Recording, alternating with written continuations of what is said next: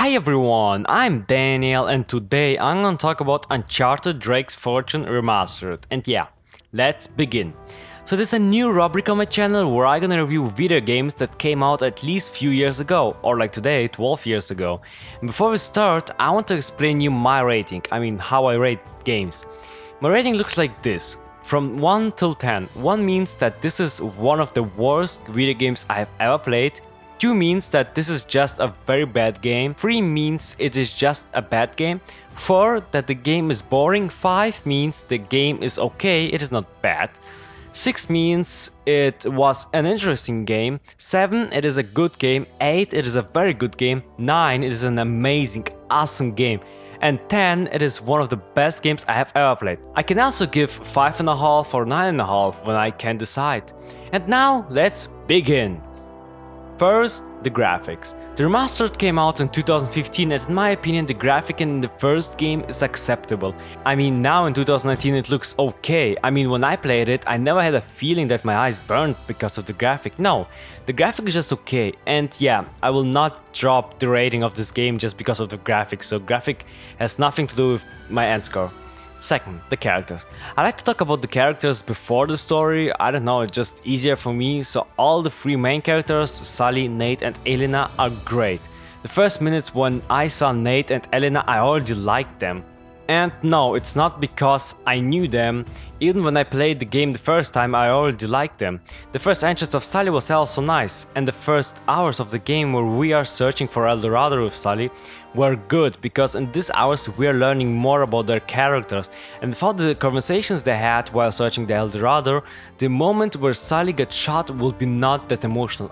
It now was that emotional for me, but without the conversation I would not even give a shit about it. But I did. I gave a shit about that. But while the main characters, the main good characters, are good, the villains are all bad in my opinion. So we have 3 villains, Roman, Navarro and Eddie Raja. They are all boring and not interesting. Roman and Navarro, they just want to sell the statue like a weapon. That's their motivation. They are just typical villains. We have also Eddie Raja, and I know that some people or most people like him, but I'm not sharing the same feeling about him. Yeah, he definitely stands out from Navarro and Roman, but that's because he's just a little bit more charismatic, and that's it. For me, he's just not memorable as a character.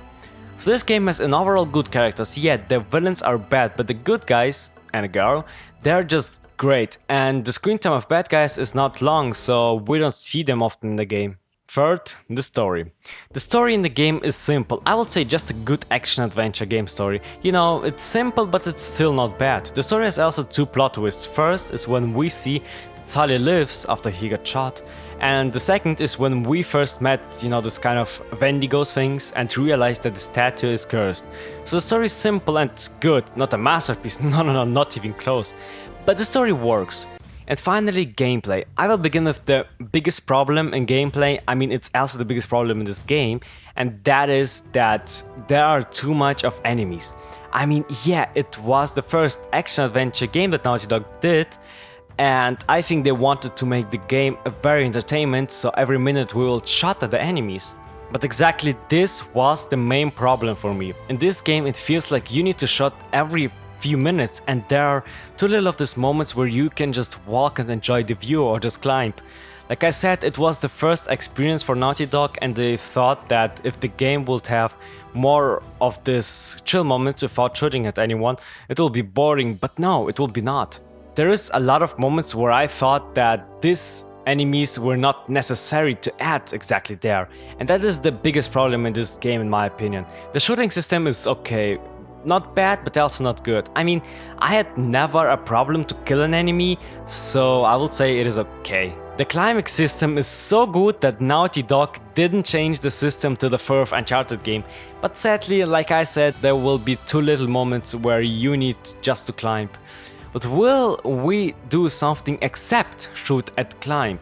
Yeah, first we will have a jeep chase, where we will have the chance to shoot from a minigun, but it will be just one time, but still it was nice. We will also need to solve some puzzles, but all the puzzles in the game are very easy and there are too little of them. And we will also have a chance to drive a jet ski. Yeah, I know a lot of people don't like the jet ski, even hate levels, yeah, there will be 2 of them.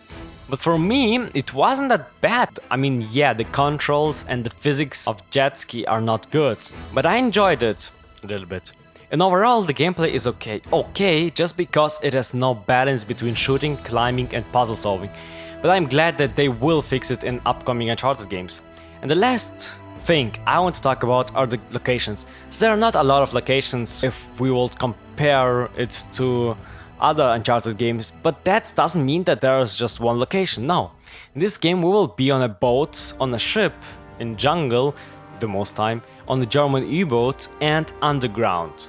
I like how the jungles change with the time, you know, like in the beginning it is sunny, after the last level with jet ski it gets darker and the atmosphere is also darker, and when we return to a location that we already saw, we can see that it is sunset and in the end it's raining. That was just a nice detail.